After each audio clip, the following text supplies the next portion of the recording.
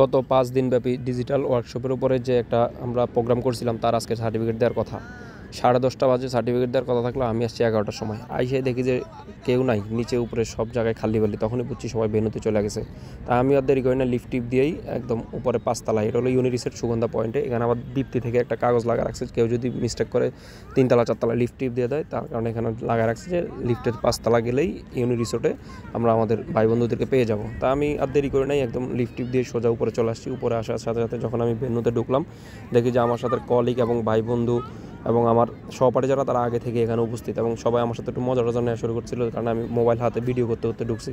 আমি গত 5 দিন তাদের সাথে প্রোগ্রাম করলো, তারা জানতো না যে আমি টুকটাক ফেসবুকে ভিডিও দিই, দুষ্টামি করে, এবং ইউটিউবে আমার একটা চ্যানেল আছে। আজকে যখন ভিডিও করতেছি সবাই আমার সাথে মজা নেওয়া শুরু করছে এবং আমিও তাদের সাথে দুষ্টামি করা শুরু করছি। গত 5 দিন আমরা আসলে জাস্ট পরিচিত হয়েছি, কিন্তু কেউ কারোর সাথে কথা বলার সময় পাই না, কারণ আমরা 10টা থেকে একদম 4টা পর্যন্ত বোবার মতো বসেছিলাম। আর আমাদের যে ল্যাপটপ দিয়েছিল প্র্যাকটিস করানোর জন্য, ল্যাপটপ টিপসি এবং আমাদের প্রোগ্রামের কাজগুলো জমা দিছি।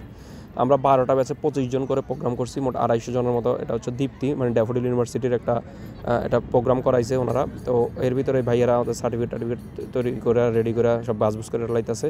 আর ক্যামেরাম্যান ভাই যে ক্যামেরা একটা কই গেছে, এদিক দিয়ে যে 12টা ব্যাচের এক একটা ব্যাচ করে ডাইকা আইনা তাদেরকে সার্টিফিকেট ধরাই দিচ্ছে।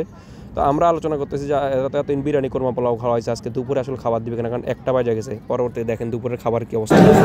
এতক্ষণ খুব টেনশন আসলাম খাবার দিব কিনা, এখন মোটামুটি সবাই একটু হাসতেছে, খাবার দিবে, মোটামুটি খাবার দেওয়া হবে। সবাই বাচ্চারা টেনশন করো না। তো মোটামুটি প্রোগ্রাম শেষ।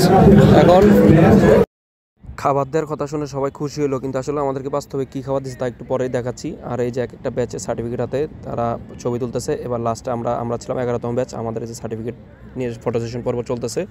একটু পরে আমাদের খাবার দাবার শুরু হবে। আর খাবারটা দেখলে আপনার সবার অবশেষে 5 দিন কষ্ট করার পরে সার্টিফিকেট হাতে পাইলাম। এই হচ্ছে সার্টিফিকেট। সবাই মোটামুটি প্রোগ্রাম শেষ, চলে গেছে খাল্লি।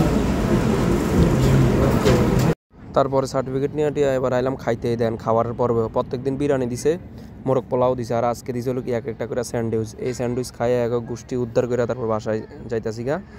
অবশ্য স্যান্ডউইচটা মজা ছিল, এক কামড় খাইয়াই বুঝছি। এই দেখেন, একটা করে স্যান্ডউইচ, একটা করে সস, একটা করে পানির বোতল দিছে দুপুরবেলা।